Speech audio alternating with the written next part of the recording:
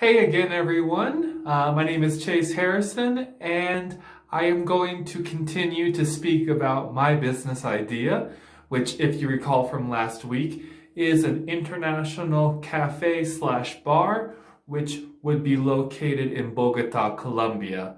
I'm going to go in the order of the items that the professor would like us to address for this week's discussion. So without further ado, let's get started. I want to take products and services that people in Latin America already purchase, namely coffee and alcoholic beverages, and add a component which I feel is lacking in their communities. More and more foreigners are willing and able to explore the globe, and Latin America, because of its cost, is becoming an affordable option for foreigners. So what if I take some of those foreigners, offer them some bonuses and benefits, and have them work in my cafe and bar for a short period of time in order to give my customers access to foreigners, not only for language learning, but also just to get a better understanding of other cultures. This is why I feel like at the very beginning, I should put these kinds of locations, cafes and bars that is, in capital cities. I'm talking Bogotá, Colombia. Once we can see how it works, the formulation and whatnot, maybe we could possibly expand it to other capital cities across Latin America and Central America, and perhaps to other major population centers. What I've noticed throughout my time, which has been over 3 years in Colombia, is that there is a strong appetite for language learning. Because when you learn a language, you are able to get a higher paying job. You are able to provide for your family. You're able to travel.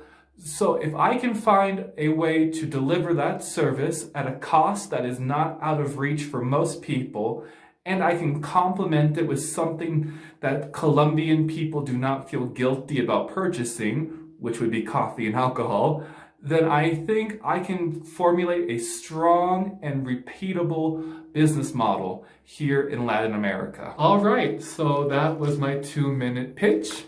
It's obviously changed a little bit from the last one.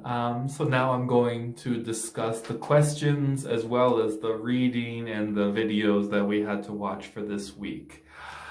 First and foremost, I just want to say that I jumped the gun on the survey questions that I created last week. I was trying to be preemptive. I saw where the course was going, or at least I thought I did, and so I made those survey questions. And then when I was reading the book written by Diane, I want to say Diane Kemper, I'm not sure, I'm sorry if that's wrong.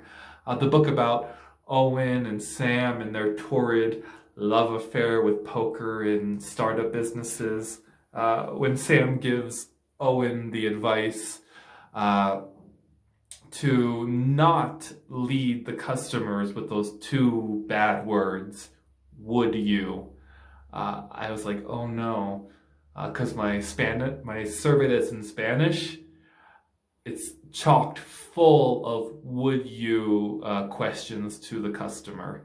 So I created a new survey that builds on the last survey, but does not have any would you questions, and they are all short answers. So I'm not giving you options. I want you to give me the answer. And I've gotten about 5 responses so far on that survey, and I'm hoping I can get more answers to better understand my customers' needs. Because I was saying like, hey, if this place existed, would you go? Well, yeah, sure, I would go. Why wouldn't I?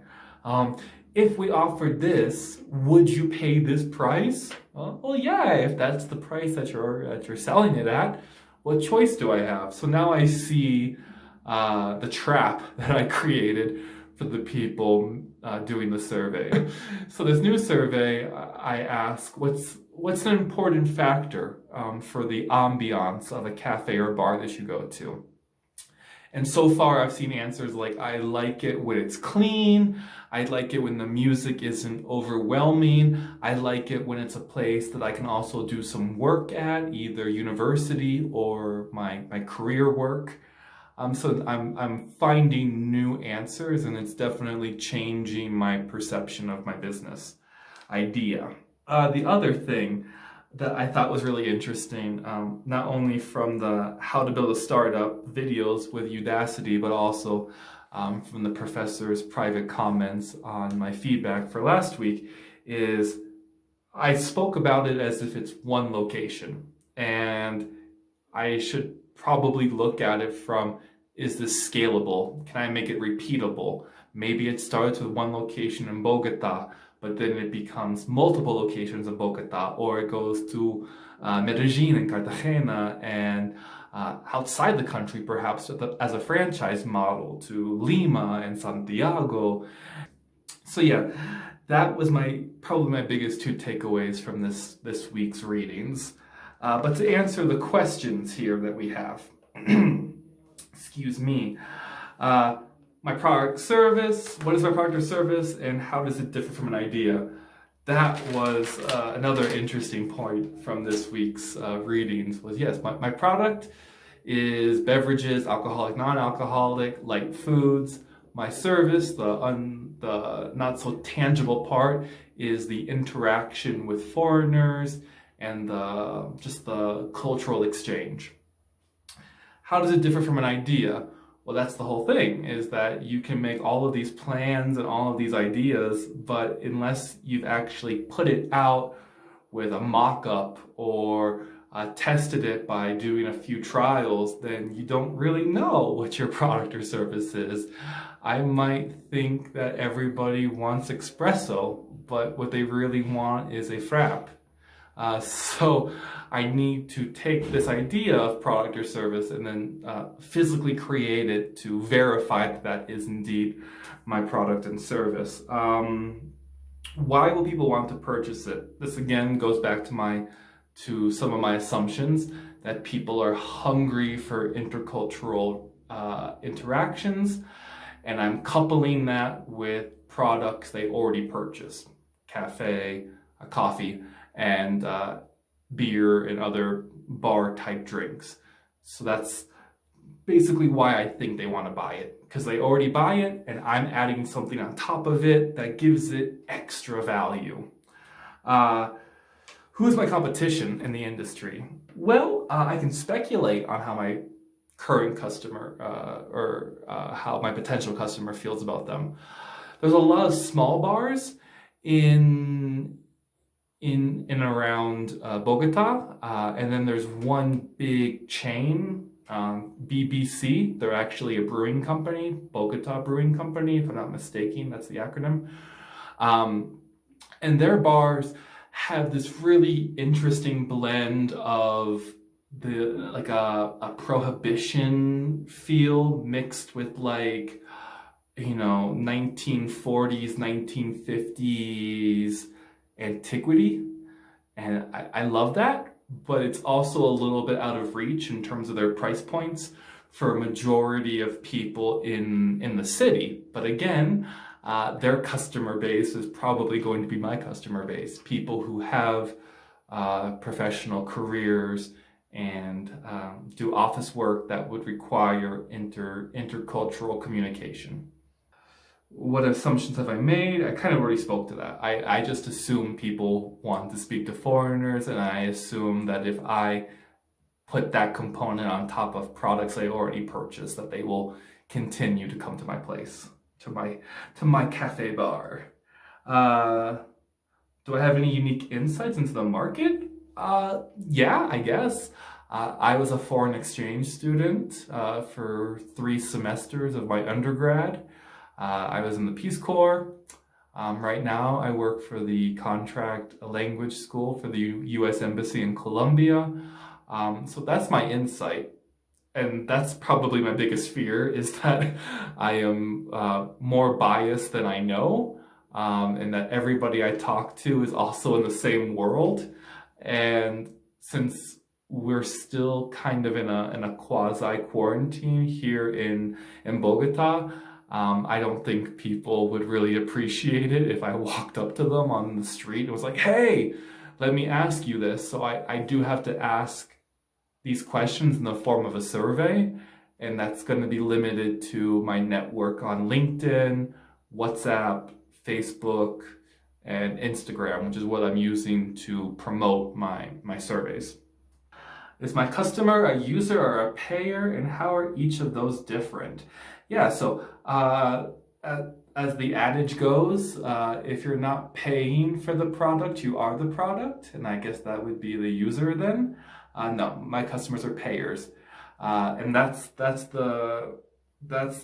how they're different. One is using the service, and you are somehow able to generate a revenue based upon their usage, and the other one just pays to use. So yeah, there's no users here. How is your business customer different from the consumer? Another thing that I thought about while watching the Udacity videos, and I said, why did I not think of that? I was thinking just to have customer traffic coming into my store, but I could also host events, mixers, or social events in businesses within Bogotá where I take my staff or the visiting foreigners, and I bring them to businesses in order to have these minglings or to have informal conversation practice or business conversation practice, whatever they might need. In that case, I would have to contact whoever is responsible at each given company for these kinds of services. I worked for one language school, and the gentleman who was in charge of contracting outside consultants was the manager of the academic department. It wasn't the CEO or the CFO or even the woman who was responsible for accounting. It was the academic manager.